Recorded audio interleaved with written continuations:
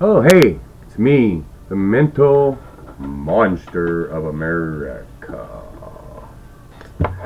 You know, the stereotyping and the stigmatization of this world is something that all can be fixed if done right, if thought out right, if discussed correctly.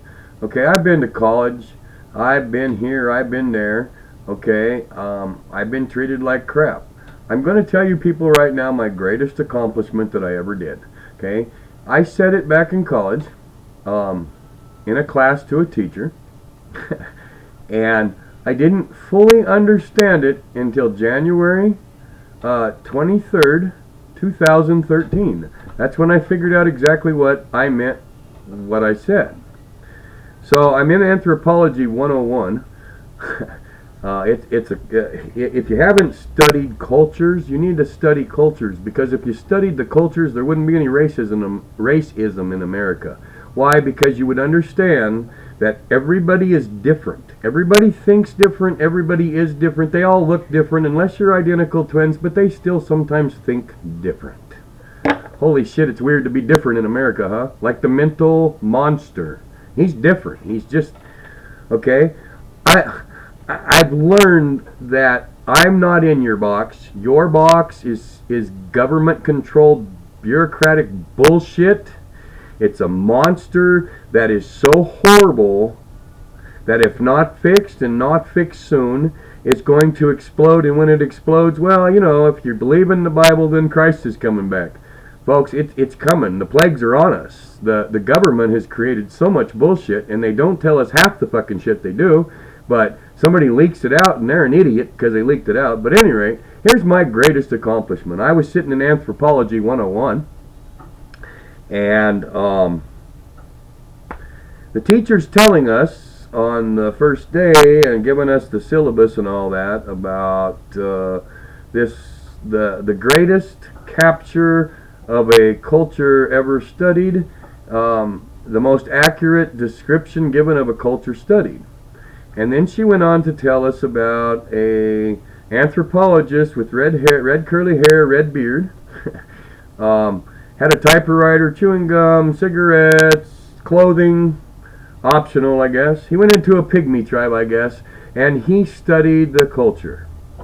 Okay? And he's the only anthropologist to date, supposedly at the time, from what I understand. That's my understanding of it anyway. Don't quote me on it, because I could be wrong. I'm wrong about shit.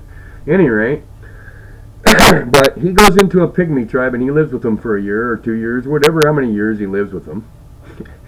And she's talking about having tests every Friday and all this other crap, and then she gets to the end of her syllabus and she said, "Does anybody have any questions?" Well, I've got a question. Hello? Fucking guy standing by the door so that just before the bell rings can run out the door, run down the hall and get outside so he doesn't have to be around the people. Yes, sir. College was hard for me because I avoid people at all costs. Any rate, I'm sitting there and she calls on me and I said, "Let me get this straight." I said, "You're telling me that a white guy that's 6 foot tall or better, with red curly hair, red beard, chewing gum, maybe cigarettes, maybe candy bars, has a typewriter, goes into a pygmy tribe?" I said, "Ma'am, don't you think he modified their behavior and changed their whole culture?" Well, it took me years and years and years to figure out what I meant was, and that was out of my head, folks, because that's how I think, okay? I didn't realize I said it about me. See, at 8 years old when I was stabbed, my behavior was modified and my culture was changed. My culture's not real. My culture's not your culture because my culture was modified by somebody else. Okay, that's what happens to cultures. Cultures don't remain cultures if they're not those people. So we let these people come into America, all these cultures, these Muslims. We let the Iranian people with their beliefs, and we let the Jews come in, and we let, heaven forbid, we let the Seventh-day Adventists in, or We let all these people in, okay, who have all these different religions and have all these different cultures, okay? Here's the deal. We're all afraid of it. We're all afraid of what those people have. Those people have... we're afraid. We're afraid we're missing out. We're afraid that their culture's better than our culture. We're afraid that their culture includes something like suicide bombing. See, we take them in fear. They fear us. We fear the unknown. Okay? I'm afraid of everything and everybody. Well, not everything. There's a lot of things I'm not afraid of. My wife screams when she sees a spider. I like him. I think he's cool. You know what? He's part of life. If the bugs are part of life, if the fish are part of life, if the wildlife is part of life, then humans ought to be part of life. But society does not give humans a break in life. Society kicks the people in the different stereotypes to where they want to go, therefore forcing people to form gangs, which is a subculture within our culture that you people don't understand unless you're inside that gang. Those people are people too. Those people are special people. Those people do special things for other people. And they're not criminals like you and me. They're you and me. They've just been fucking labeled by some bonehead bureaucrat who thinks that he's got more knowledge because he got it out of a fucking book than he did. We have in America, okay, we have a college that you don't know about. It's called the fucking College of Hard Knocks, okay? The people that live this shit that you're trying to fix, we're the fucking smart ones because we're beating it.